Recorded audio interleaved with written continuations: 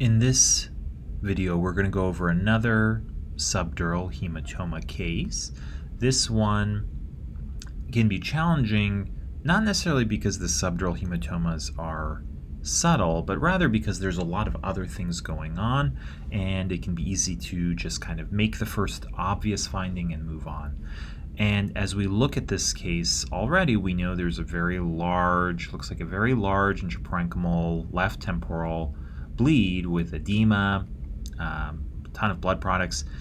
Now, again, it's good when you're doing your search pattern to focus on the parenchyma, but once you move on to the extraaxial spaces, we have to window appropriately and do a more traditional extraaxial blood products window. And if we do that, and we look here, we can see pretty clearly that there is a left subdural hematoma, quite a bit of blood products. It's essentially almost holohemispheric, and there may be some chronic blood products or chronic collection here because we see something low density that's pushing away at the brain here, asymmetric to the other side, but there is hyperdense material, so there are blood products.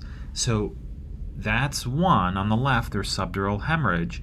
Now on the other side, though, when we look at this slice, we see, okay, there's actually blood products on the other side as well too. So when we look at our coronal, we can resolve these things, and we can see that there is subdural hematoma on the left side, but then also on the right side.